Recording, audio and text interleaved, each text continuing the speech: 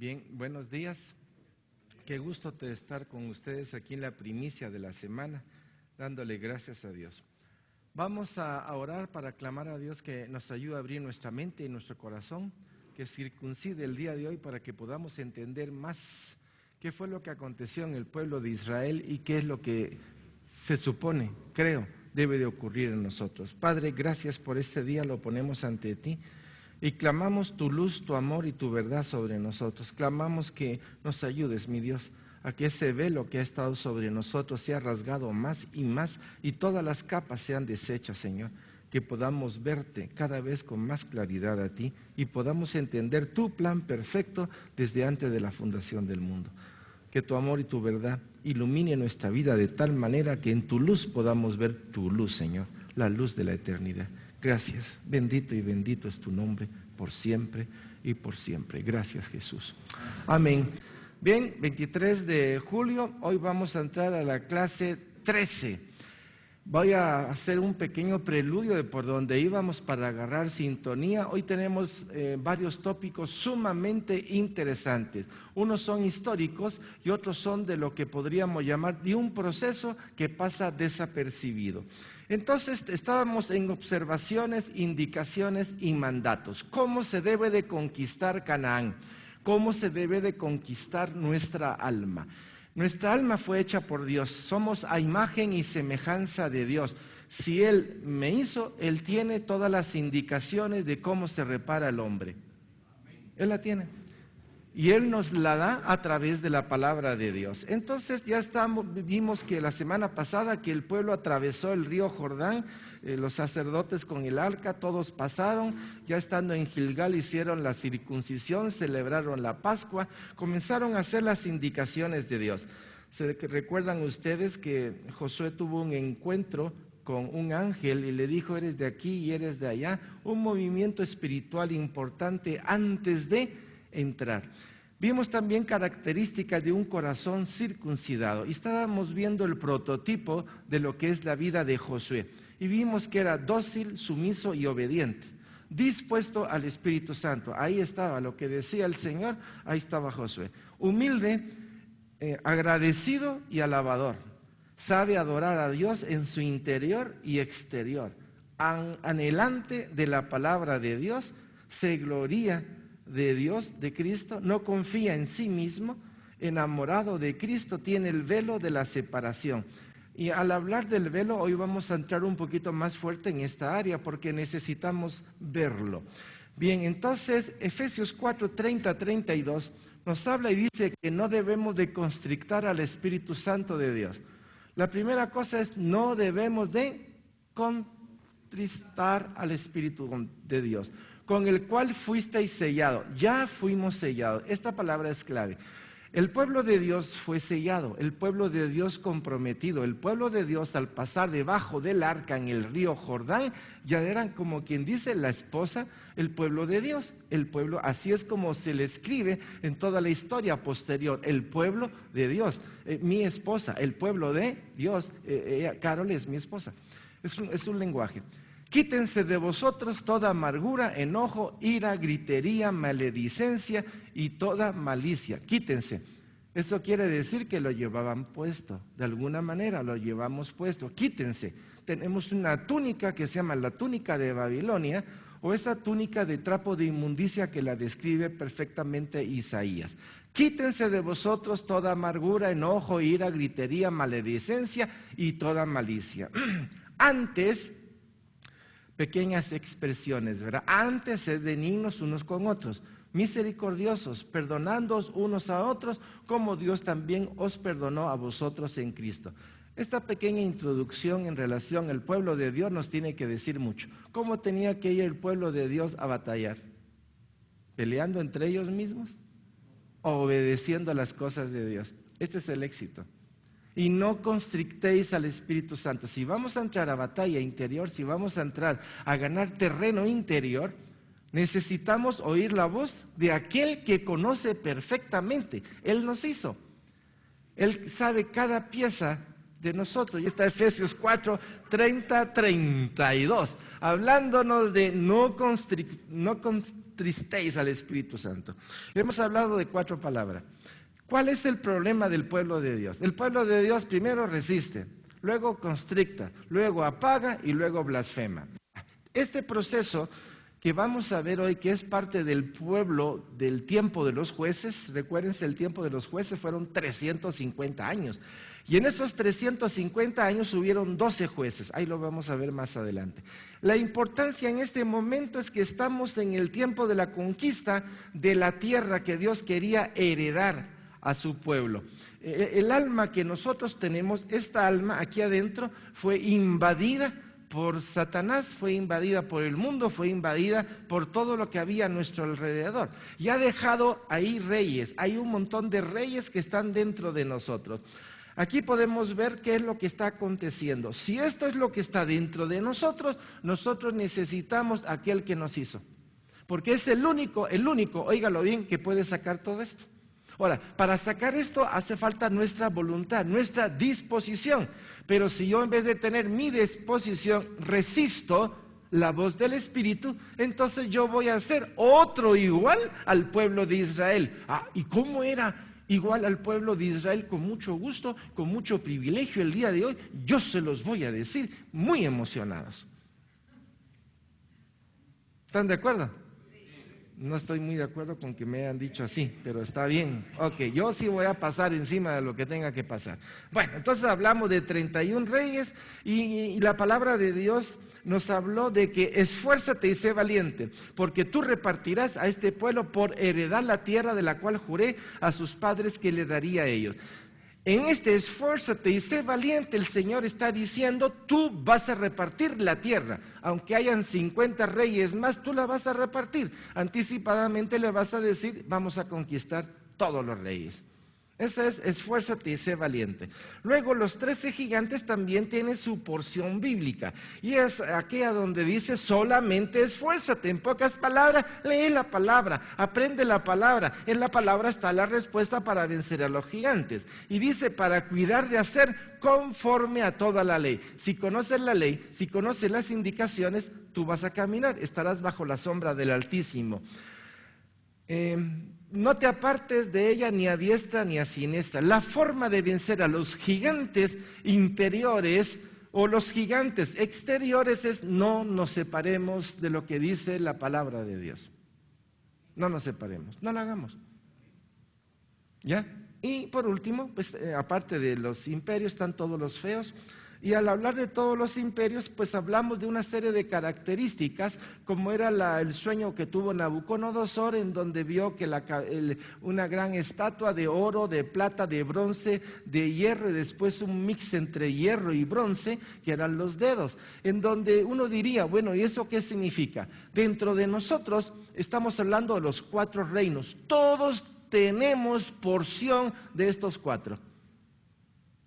Yo no sé si ustedes se recordarán, pero yo sí me recuerdo, yo pensé que no era hijo de mi papá y de mi mamá, sino que mis papás eran reyes de a saber dónde y que manejaban oro y que manejaban plata y que a mí me secuestraron y entonces a mí me pusieron con mi papá y mi mamá.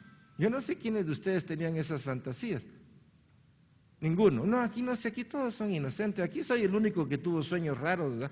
Y así como eso es uno en joven o de niño, uno piensa un montón de cosas, ¿va? Hasta que la mujer que uno va a tener va a venir del cielo, yo qué sé, ¿va? Porque ni modo, como uno es de princeso real, así dirían algunos, princeso real, y que va a venir la princesa, y uno piensa un montón de cosas que están fuera de un tipo de lo normal.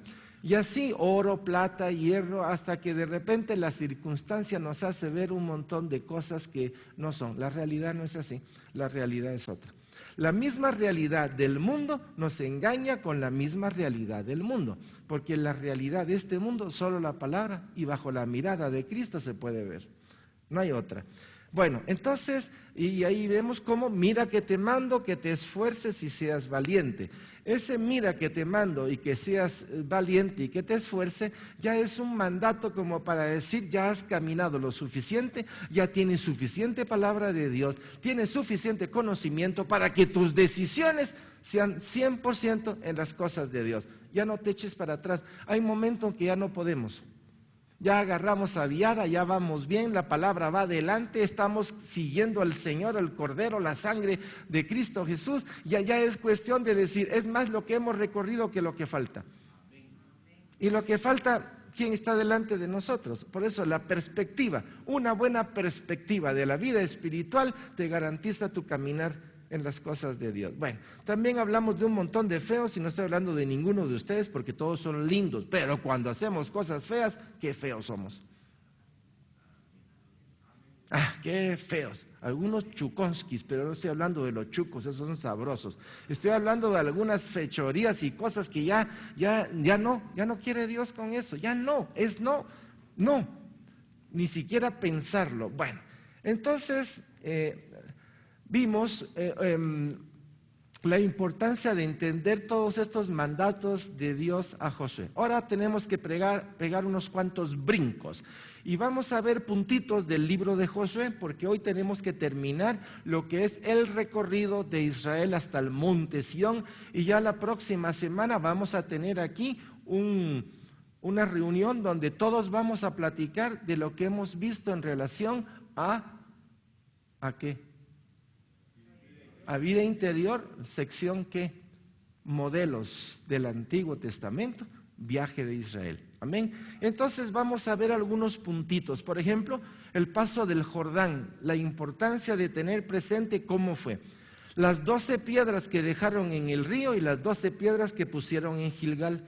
La circuncisión y la celebración de la Pascua en Gilgal. Cesó el maná, la nube y la columna, e inmediatamente el encuentro con el ángel del Señor. ¿Eres tú de nosotros o eres tú de ellos? Yo soy el príncipe del ejército del Dios viviente. Luego la toma de Jericó por las indicaciones de Dios. El pecado de Acán. Este pecado de Acán es un pecado que muchas congregaciones no tienen presente, pero es algo que se tiene que revisar constantemente y se refiere a la vida de los hermanos, si están haciendo las indicaciones de Dios. Muchos hermanos, al no hacer lo que Dios dice, entran en situaciones de penuria económica, porque no hacen lo que Dios dice. Cubren su presupuesto, cubren su casa, se meten a otra casa, se meten a otro carro y nunca les alcanza para el diezmo. Obviamente, eso no es que no les alcance, eso es un robo simulado, ¿verdad? Porque siempre está simulando que está en pobreza y lo que está haciendo es robando, porque cada vez adquiere más cosas a las cuales tiene que pagar mal, entonces dice ya no me alcanza. Pero eso es un mal presupuesto. El presupuesto, lo primero que debe aparecer, como dice la palabra, dar al César lo que es de César y a Dios lo que es de Dios. Entonces, si usted tiene que pagar impuestos, pague impuestos. Salga de la parte esta y ya en su monto saque el diezmo, haga lo que tiene que hacer. No se meta, no abra puertas. Pero en fin, acá eso es lo que representa, tomar de lo que es de Dios. Porque en esa primera conquista el Señor dijo, todo es anatema, todo es para Dios. Sin embargo, Él tomó una capa de Babilonia, tomó oro y tomó una serie de cosas que no debía. No era de Él, era de Dios. El diezmo es de Dios, es intocable y es sagrado. Bueno, de ahí destrucción de Jai. Luego la lectura de la ley de Dios en estos dos montes preciosos, el monte de Elba y el monte de Gerizim. Entonces un monte estaba a la izquierda y otro monte estaba a la derecha, hablaron de la palabra de Dios, bendición y maldición. La importancia de entender que nuestro Dios quiere para nosotros bendición, pero nos advierte.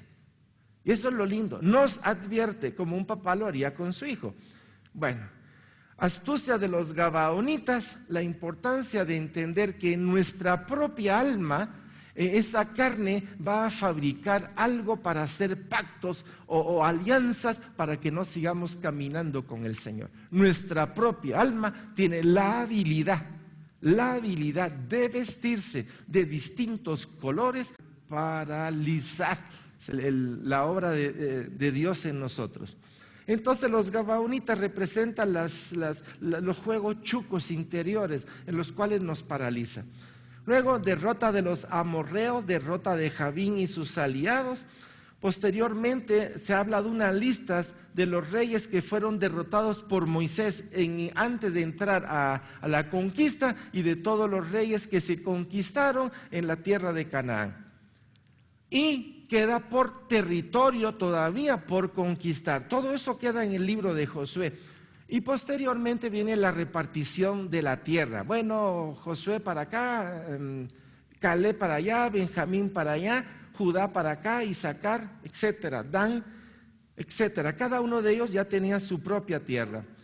Y ciudades de refugio. Este es un punto importante. ¿Qué son ciudades de refugio? Hay 6 ciudades de refugio, 3 en el norte y 3 en el sur. Y estas ciudades, ahí tienen los nombres: Cades, Siquén, Hebrón, Golán, Ramot de Galaad y Beser. Son ciudades que estaban puestas en una forma horizontal arriba y en una forma horizontal abajo. Y todo esto tiene varios puntos importantes. Y el punto más es cuando había un homicidio involuntario. Cuando alguien queriendo partir algo, de repente se le podía ir un palo y lastimaba a otro y mataba al otro. Entonces ese tenía que salir corriendo, porque mientras no se dilucidaba cómo había sido el accidente o el incidente, pues tenía que protegerse en algún lugar. Y estos lugares, estas ciudades de refugio, protegía a estos hombres. Los protegía. Mientras estaban en esa ciudad, no podían tocar a este que había provocado el accidente o el incidente. Entonces las ciudades de refugios son 6 lugares de refugio. Quiere decir, hay lugar a cierta distancia en la cual al llegar no me pueden tocar. Mientras justifico, miren, lo que me pasó fue que yo estaba ahí, agarré el hacha, estaba cortando, y al hacer así se fue la cabeza del hacha y golpeó a mi hermano o a mi primo, a fulano de tal, y lo maté. Entonces, un homicidio involuntario. Pero todo esto, ¿qué querrá decir dentro de nosotros? Miren, nuestra alma es engañosa, perversa, pero Dios es santo y Dios es misericordioso. Y Dios puede hacer de cada lugar de tragedia, puede buscar un lugar de refugio dentro de nosotros. El Señor hace lugar de misericordia aquí adentro, hace lugar de gracia aquí adentro, porque ¿quiénes de ustedes no han pasado aquellas noches difíciles en donde la mente loca, pero aquí adentro hay paz? ¿Han pasado eso? Bien, se los voy a poner así. ¿Quién de ustedes ha estado en un submarino atómico? Ninguno, yo tampoco. Pero entonces, ¿qué es esto? Yo he visto películas en donde el mar está súper agitado y hay unas balaceras de un lado para otro y el submarino va por abajo como que sin nada, porque las aguas tumultuosas están arriba, pero abajo, a cierta distancia, allá, las aguas son tranquilas. Entonces, en nuestra cabeza puede estar agitada las aguas, agitadísimas, la mente, la imaginación, la fantasía, una locura temporal, pero hay un reposo aquí adentro, ¿verdad? Y ese reposo que Dios nos da son ciudades de refugio. Y no hay mejor ciudad de refugio que aquella que dice Jesús. Nuestra ciudad de refugio hoy es Él. Refúgiate bajo la sombra del Altísimo, refúgiate bajo el nombre de Jesús, bajo la sangre preciosa de Jesús, y la muerte pasará por encima. Entonces, hoy día, la única ciudad de refugio que nosotros tenemos es a nuestro amado Señor Jesucristo, aquí adentro. Pero entender eso es importante, porque vamos a pasar por muchas batallas espirituales afuera, en la cual, si no tenemos una ciudad de refugio adentro, vamos a entrar en amargura y vamos a entrar en unos pleitos innecesarios. Entonces, vimos la ciudad de refugio. Interesante el punto. Eso quiere decir: vos, orá por mí porque ando en un gran desconsuelo. Mire, chato, voltee sus ojos a Cristo. Ahí está la ciudad de refugio. Porque si en la tribulación usted en este momento, obvio, la congregación cumple una función, el ministro o el consejero cumple una función, pero si no aprendemos a ver donde tenemos que ver, siempre vamos a depender de otros. Y hay momentos en el cual de lo único que debemos de depender es del cordón umbilical que nos une al Cordero de Dios. Ahí está el verdadero refugio y ahí está la verdadera respuesta. Amén. Amén. Digamos que tenemos una situación de que me robaron en la empresa y mi cabeza se llenó de torolitos y bli, bli, bli, bli, bli, bli, bli, bli, bli, bli. Pero si aquí adentro yo sé que soy templo del Espíritu Santo, el Espíritu está en mí, ¿a dónde me voy a ir a refugiar? ¿Cuál sería mi ciudad de refugio? ¿Afuera? ¿Los abogados? ¿El gobierno? ¿Estados Unidos? ¿A dónde iría a mi ciudad de refugio? Ahí está, ese es tu refugio. Antes habían 6 ciudades, ahora solo hay una. ¿Pero qué ciudad, mano? ¿El nombre de Jesús qué es? Poder. ¿El nombre de Jesús qué es? ¿El nombre de Jesús qué es? ¿Ah? Entonces, ¿qué me conviene? ¿Resistir o dejar que su obra se haga en mi vida? Aquí adentro está la ciudad de Dios. Aquí.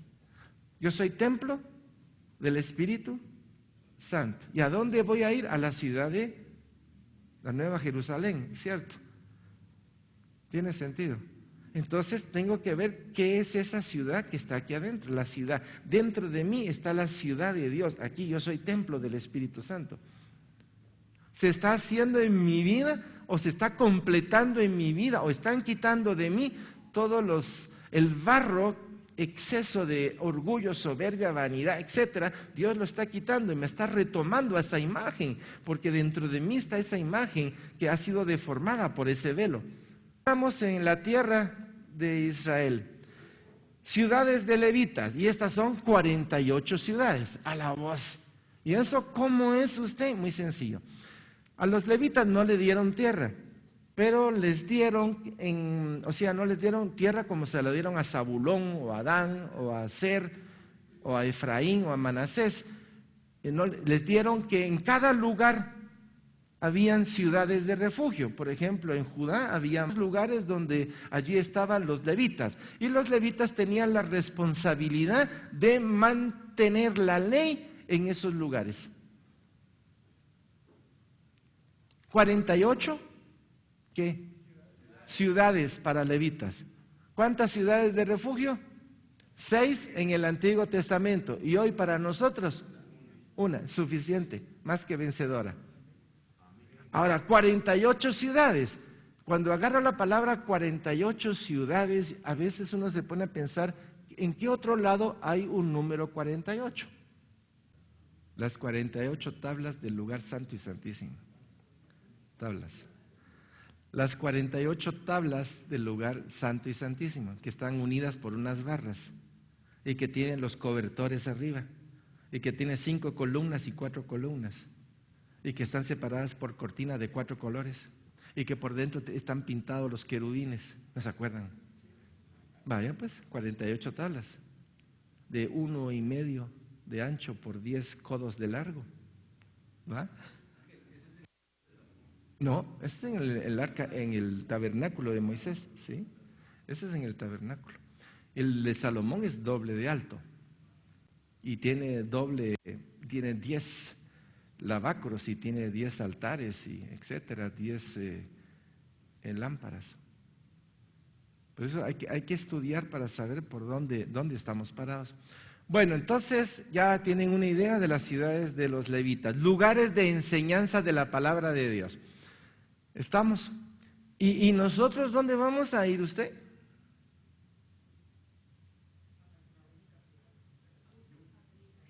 Fíjese que si nosotros vamos a ir allá, al final de cuentas vamos a ir a la Nueva Jerusalén, pero hoy día, ¿dónde está nuestro alimento? La palabra. ¿Qué más? En la oración, en compartir el pan, en reunirse los hermanos, momentos de alabanza como el día de hoy, momentos de intercesión, momentos de ministerio o de misiones. Cuando nos juntamos hay poder. Dice que cuando están, ¿cuántos reunidos? 2. Cuando están 2 y en el nombre de Jesús, se vuelve un lugar de oración y de poder. Estamos. Vean ustedes todo lo que el Señor nos ha dejado. El altar junto al Jordán. Luego viene la exhortación y discurso de Josué, donde dice, bueno, yo y mi familia serviremos al Señor. ¿Se recuerdan? Que es el lema de esta casa. Luego muerte de Josué, sepultura de Josué y muerte de Eleazar, que era el sumo sacerdote en ese tiempo, compañero de José. Ahora tenemos que entrar al libro de Jueces. Y ustedes dirán, pero ¿por qué si ya terminó los libros fundamentales, ya terminó el Pentateuco? Yo siempre he considerado que Jueces es parte fundamental del libro del Pentateuco, porque narra o continúa la historia, pero todavía el libro de Josué no ha llegado a la meta. Josué no llegó a conquistar, ¿qué? el monte Sión. Caleb era el encargado, o a él se le dio la porción para conquistar la tierra de los jebuseos. Pero vamos a ver ahorita qué fue lo que pasó y por qué no llegaron a conquistar toda la tierra. Por favor, léase lo siguiente. Esto se los digo de una vez. Si yo tengo una tierra que conquistar y dejo en esa tierra lo que Dios me ha dicho que se debe de ir, eso que se tenía que ir y quedó ahí, va a ser mi enemigo todo el tiempo.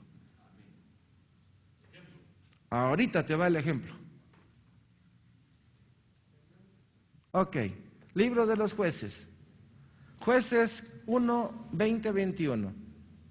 Y dieron Hebrón a Caleb, como Moisés había dicho, y él arrojó de allí a los 3 hijos de Anac. ¿Quiénes son los 3 hijos de Anac? Son 3 gigantes. Quiere decir que les dieron somatón, lo sacaron a los gigantes, imagínense, a los gigantes se los echaron, a 3 dice. Mas al jebuseo que habitaba en Jerusalén no lo arrojaron los hijos de Benjamín. Y el jebuseo habitó con los hijos de Benjamín en Jerusalén hasta hoy. ¿Cuál fue la indicación de Dios? ¿Y qué hizo Benjamín? ¿Y qué hizo Caleb? Dejó a los otros. Entonces, si la orden era sacar, porque estos los dejaron. Por eso eso es resistir y constrictar. Luego apagan el espíritu y luego blasfeman. Ese es el episodio típico de cómo el hombre llega a ser apóstata y cómo el pueblo de Dios llegó a ser adulterio e idolatría. Vamos a verlo. Otra cita, Jueces 1, 27, 29. Y préstele atención al N-I, y dice: tampoco Manasés arrojó a los de Bet-Seán, ni a los de sus aldeas, ni a los de Tanac y sus aldeas, ni a los de Dor y sus aldeas, ni a los habitantes de Ibleán y sus aldeas, ni a los que habitan en Megiddo y en sus aldeas. Y el cananeo persistía en habitar en aquella tierra. Y usted me va a decir, deme un ejemplo. Con mucho gusto les doy ahorita un montón de ejemplos. Yo soy mentiroso y me gusta la mentira y la dejo ahí, y qué fregados. No sé si hable claro. Clarísimo, ¿verdad? Y a mí me gusta la pornografía y eso no es pecado, y entonces la dejo ahí. Pues sí, déjela ahí, no se preocupe, mi hermano, si solo estaba hablando con usted. Ahí está la pornografía. La mentira, la pornografía, y me hago cómplice si me gusta. Entonces, ahí están los enemigos. Lo que debe de salir hoy día, ahí lo dejamos. Murmuración, intriga, crítica, esa doblez con la cual manejamos las cosas. Ahí están, pues. Ni siquiera las confesamos porque hasta las justificamos. Las razonamos y las beatificamos. Para que se acuerden de alguna palabrita de donde veníamos. No sé si estoy siendo lo suficientemente claro, mi queridísimo Watson. Sí, ¿verdad? Bueno, entonces, ¿qué palabrita creen ustedes que de alguna manera hemos dejado ahí? Murmuración. No, piense ahorita en usted y usted dígame, ay, me duele decirlo, pero tengo como 15 usted. Porque tal vez puede ser hoy parte de su liberación. Cada pueblo, cada aldea representa algo, un grandote, mediano, chiquitito, y pasa desapercibido. Y como nos damos nuestros gustos a nivel del alma,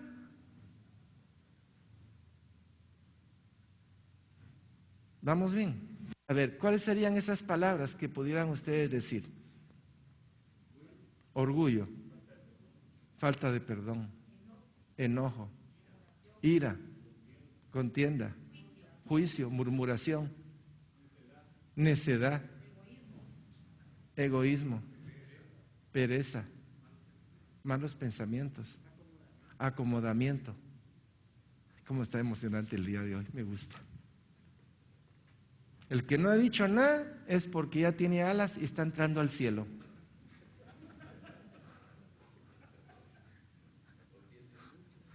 O tiene mucha y está cerquita del fogón. Se le va a quemar las sandalias ahorita. No tengo la cita ahorita, la ando buscando porque la tengo entre la mente. Creo que es en Jeremías donde dice, no es tanto el pecado que tú has cometido o todo lo que has infringido, sino la forma como oculta lo que has hecho, porque de tal manera no puedo perdonarte, porque no lo confiesas, no lo reconoces. Entonces, si justificamos el pecado, mira la forma como me lo dijiste. Yo, no, tú que oís mal. Lo que pasa es que tu equipo de sonido aquí adentro está mal. Yo no te hablé así. Vos lo tenés demasiado acelerado en tu mente. No, usted me habló con un tono feíto y su mirada fue incendiaria. A ver, ¿cuántos de nosotros solapadamente justificamos ciertas cosas? ¿Por qué no me levanta la mano todos juntos y decimos, Señor, eres grande y misericordioso, porque yo soy un pedazo de lata, mejor de barro? Cuando Israel se sintió fuerte, hizo al cananeo tributario. Mire qué acto de tremendo Dios. Está bueno, pues quiero que te quedes con nosotros, pero nos vas a pagar impuestos por estar en este territorio. Cuando Dios dijo, no dejes a ninguno. No solo lo dejó, sino le está sacando tributo. ¿En qué momento lo va a echar de ahí si ya le está sacando utilidad a su mentira? ¿En qué momento si ya le sacó utilidad a su corrupción? Ya se hizo partícipe de. Por eso el Salmo 1 es importantísimo. Feliz el hombre que no. ¿Qué? 3 veces dices no, no y no. Y ahí está el ni y ni. Vaya a estudiar el Salmo 1 y va a encontrar los 3 no, para luego encontrar sino que sí, sino que pone su corazón en la ley de Dios y en ella medita día y noche. Y ese hombre es como un árbol plantado a la orilla de un río que va a dar fruto a su tiempo y sus hojas no se marchitan. ¿Ya? Entonces ya tenemos aquí. Tampoco Efraín arrojó al cananeo que habitaba en Geser, sino que habitó el cananeo en medio de ellos en Geser. Sigamos. Jueces 1:30-33. Tampoco Zabulón arrojó a los que habitaban en Quitrón, ni a los que habitaban en Naal, sino que el cananeo habitó en medio de él y le fue tributario. Tampoco Aser arrojó a los que habitaban en Aco, ni a los que habitaban en Sidón, en Alap, en Elba, en Afec y en Rehob. Y moró Aser entre los cananeos que habitaban en la tierra, pues no los arrojó. Tampoco Neftalí arrojó a los que habitaban en Bet-Semes, ni a los que habitaban en Bet-Anat, sino que moró entre los cananeos que habitaban en la tierra, más le fueron tributarios los moradores de Bet-Semes y los moradores de Bet-Anat. El contubernio me paga y todavía quiero ganarle al que va a traer el producto, que me dé un bono. Eso es chantaje, eso es...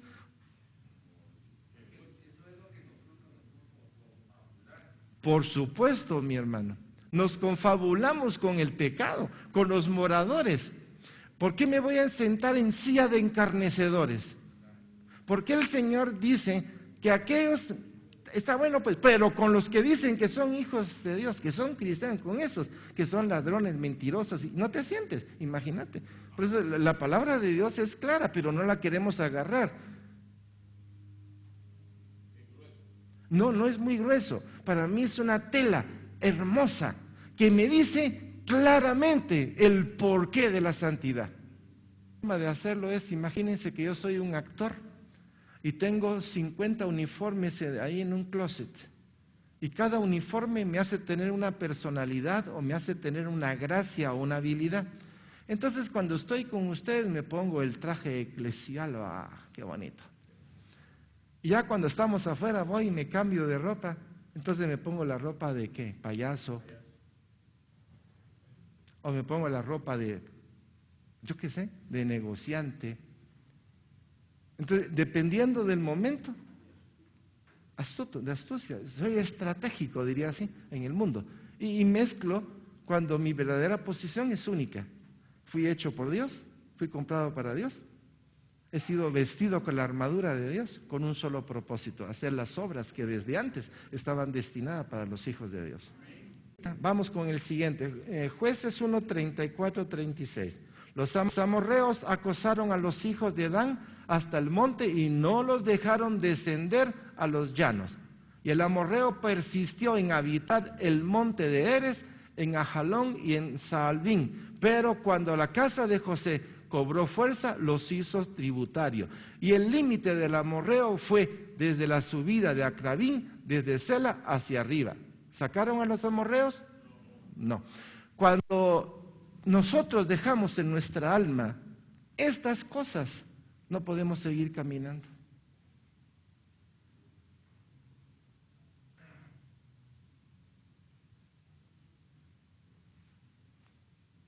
¿Cuál es el peligro de los alabadores? Volverse bonitos.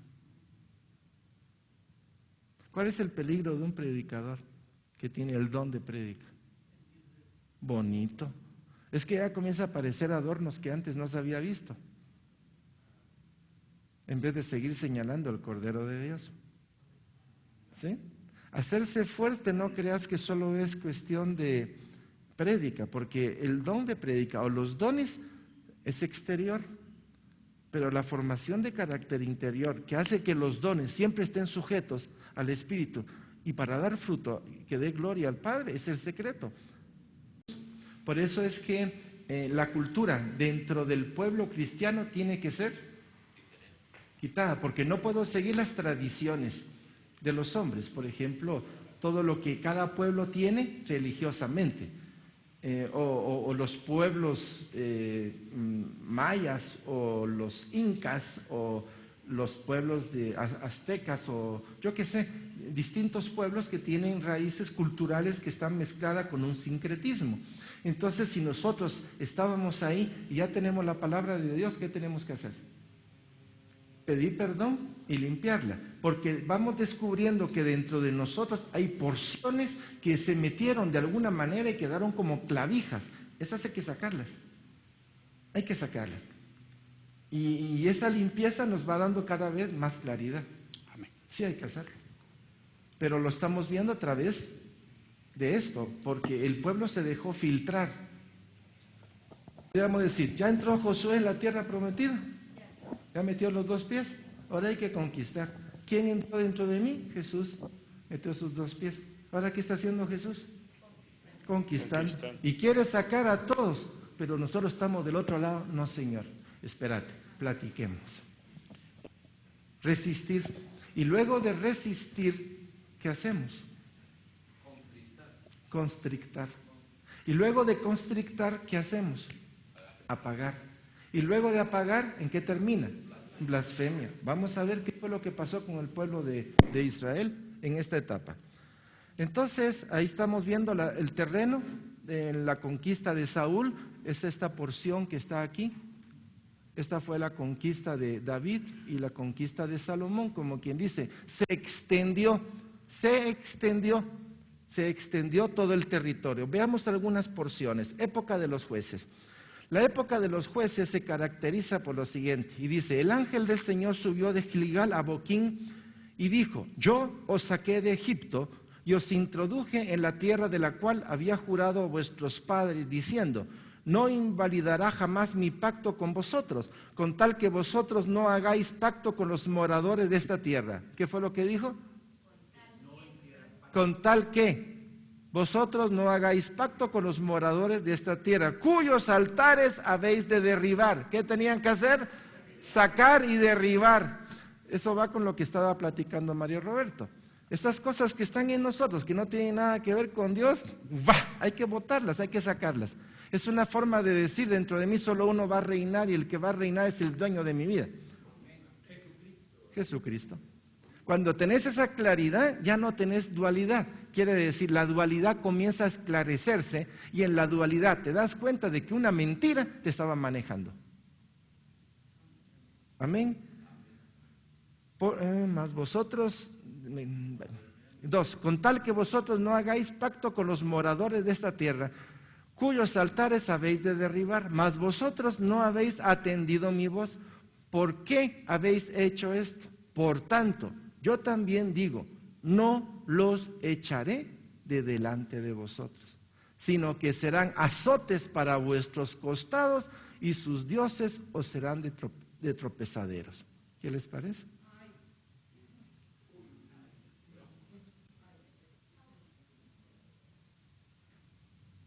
Ahora me podrá decir, ay, es que yo no sé qué me pasa. Pues hace tiempo que vivís confabulándote, acostándote con maloco.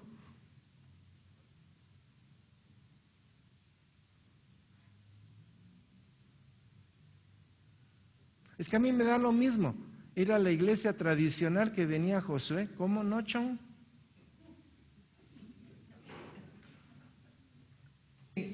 Dios nos ha dicho de muchas maneras qué es lo que hay que sacar. Yo estoy convencido de que el Espíritu Santo ha cumplido su función dentro de nosotros. Y nos lo ha dicho claramente lo que sí y lo que no. Y cuando hemos hecho algo que el Señor ha dicho no, hemos pagado las consecuencias. Bueno, entonces el pueblo de los jueces se representaba por lo siguiente: libertad y paz. Vivían en libertad y en paz, pero luego cometían pecado, justificaban su pecado, se metían con los amorreos, los cananeos, los jebuseos, los fereceos, y posteriormente cometían idolatría. Y luego de que el pueblo cometía idolatría, eran esclavos. Y ya estando varios años esclavos de los amorreos o cananeos, el pueblo clamaba a Dios: Señor, ¿te has olvidado de mí? No, yo no, ustedes se olvidaron de mí. Ustedes no hicieron lo que yo les dije, por eso es que están bajo esa situación. Comiencen a pensar por qué muchos de nosotros podemos estar bajo servidumbre con bancos, o servidumbre en ciertos negocios, o servidumbre en cierta posición, porque dejamos de hacer lo que el Señor dice. El Señor misericordioso pues envía un juez, porque el pueblo se arrepintió, clamó a Dios. Y este juez, un hombre de Dios, viene y liberta o da liberación en una batalla, y entonces el pueblo comienza otra vez y después de tener libertad y paz, ¿qué pasa? ¿Y por qué creen ustedes que 350 años de un pueblo viviendo bajo este ciclo que se conoce como época de los jueces? Cuando un pueblo va y va y va y va y va y va y no sale de ahí, ahí se va a quedar. Por eso la importancia, esta es la trampa del alma. Si no entendemos que lo que Dios quiere es limpiar nuestra vida, nosotros vamos a estar como dicen algunos: perdón, Señor, porque lo hice. A los 5 días, a los 10 días, 15 días, y se vuelve una especie de un chantaje, y manejando las cosas de Dios. ¿Qué está haciendo? Resistiendo. Ya se resiste porque una vez, 2 veces, 3 veces, 5 veces, 10 veces, Dios es bueno y misericordioso y nos quiere alcanzar por todos los medios. Pero cuando esa malicia se quiere aprovechar de las cosas de Dios, llega un momento en que el Señor mete un socón o socavón. Y ya cuando viene eso, quiere decir: tuve que hacer eso, hijo mío, porque de otra manera te me pierdes. Va la vara, pues. A ver, ¿quiénes han sentido el socavón de Dios? ¿El leñazo de Dios? ¿El fogonazo de Dios? De repente chicharrón se siente uno, pero así es. Bueno, entonces ahí está el monte Sión. Todo esto es un recorrido, y dijimos, hasta la conquista del monte Sión. Hemos hablado un poquito rápido porque ya me interesa pasar al nuevo modelo, que es el tabernáculo. Ahí vamos a aprender muchísimas cosas. Pero ahorita hemos visto el recorrido que desde Egipto, cómo salió por el Mar Rojo, atravesaron hasta llegar al monte Sinaí, llegaron a Cades Barnea, dijeron no para seguir, 38 años dando vuelta, regresaron otra vez, llegaron al territorio de Moab y allí recibieron las indicaciones para atravesar el río Jordán y conquistar toda la tierra prometida. Saquen todo, pero vean ustedes los acontecimientos. Segunda de Samuel 5, 6, 7. Entonces marchó el rey con sus hombres a Jerusalén contra los jebuseos que moraban en aquella tierra, los cuales hablaron a David, diciendo: tú no entrarás acá, pues aún los ciegos y los cojos te echarán, queriendo decir, David no puede entrar acá. La verdad es que es más fuerte. Lo que le está diciendo, a los cojos y los ciegos te van a meter una severenda cachimbiada. Solo ellos lo van a hacer, ni yo voy a intervenir. Una soberbia como para decir, tú nunca vas a entrar, te pongo a los cojos y a los ciegos y te van a ganar, en lenguaje. Pero David tomó la fortaleza de... ¿y cuál es el monte de Dios? Monte Sión. ¿Quién conquistó el monte Sión? David. ¿En dónde termina el recorrido? Ahí, esa es la cuarta etapa. La cuarta etapa espiritual es la conquista del monte Sión. Tal vez ahorita no les hace mucho eco, pero hemos venido platicando de esto. Primera, muerto en sus delitos y pecados, ¿se recuerdan? Segunda, vivos ya en Cristo, pero viviendo todavía en Egipto. Luego, tercera etapa, dijimos desierto. Cuarta etapa, conquista de Canaán y la conquista del monte Sión. Y por último, dijimos la etapa unitiva. Caminar el 100% en todas las cosas con el Señor. ¿Vamos? Ok, vamos a otro momentito especial. Segunda de Samuel 6, 12, 13. Fue dado aviso al rey David diciendo, el Señor ha bendecido la casa de Obed-Edom y todo lo que tiene a causa del arca de Dios. Entonces David fue y llevó con alegría el arca de Dios de casa de Obed-Edom a la ciudad de David, y cuando los que llevaban el arca de Dios habían andado 6 pasos, él sacrificó un buey y un carnero engordado. Para que todo se completara, el arca debía de estar en el monte Sión. Porque el arca fue desde el desierto, ¿se recuerdan? Y el arca tenía que ser llevada ¿a dónde? Al monte Sión. El arca tenía que aterrizar en el monte Sión. Ese recorrido del arca es el recorrido que todos los hijos de Dios deben de hacer. A donde va Él, debemos de ir nosotros. Y el lugar de morada es el monte Sión. Vamos a platicar un poquito. Dice Salmo 74:2. Acuérdate de tu congregación, la que adquiriste desde tiempo antiguo, la que redimiste para hacerla la tribu de tu herencia, en este monte de Sión donde has habitado. ¿A dónde tenía que llegar el pueblo y el arca? Al monte Sión. Vamos a otra cita. Salmo 76:2. En Salem está su tabernáculo y su habitación está en Sión. Entonces el Señor le dijo, ¿saben qué? Yo voy a estar en el monte Sión, ¿sí? Pero me van a hacer una tienda en donde yo los voy a acompañar para ir a mi habitación, que es el monte Sión. Entonces, aunque Él va en el tabernáculo, su lugar de habitación, ¿cuál es? El monte Sión. ¿A dónde tenía que ir el tabernáculo? Al monte Sión. ¿Dónde se construye el templo de Salomón? Monte Moriat, que es un poquito más abajo. Es un poquito más abajo, son un montón de pequeños montículos y el monte Moriat, ahí está. ¿Vamos bien? Ok, entonces monte Sión. Salmo 132:13, porque el Señor ha elegido a Sión, la quiso por habitación para sí. Este es el destino. Sigamos, ahí está el monte Sión, ahí está el Señor esperando todo. Ahora, 3 hombres y 3 nombres, Moisés, Josué y David. Moisés saca al pueblo de Dios, Josué hace la conquista, pero el que llega al monte Sión es David. Otros 3 nombres, qué importancia es entender y estudiar a estos 3 hombres. También 3 montes importantes, el Sinaí, el monte Hebrón y el monte Sión. Hay otros montes. Miren, estar en Israel y ver los montículos, uno no sabe ni cuál es cuál. Hasta que no viene alguien y dice, no, este es el montículo tal, y este es el montículo tal, y este es el montículo tal, porque todos están muy próximos. Si no hay alguien con una buena ubicación, uno no sabe ni dónde está parado en esa tierra de Israel. Ok, segunda de Samuel 2:5-9. El rey y sus soldados marcharon sobre Jerusalén para atacar a los jebuseos que vivían allí. Los jebuseos, pensando que David no podía entrar en la ciudad, le dijo a David, aquí no entrarás, para ponerte en retirada no bastan los ciegos. Pero David logró capturar la fortaleza de Sión, que ahora se llama la ciudad de David o monte de Sión. Y de esta manera el pueblo conquistó la última etapa. O sea, ahora póngase a pensar, conquistó la última etapa, pero el pueblo de Dios estaba inundado ¿de qué?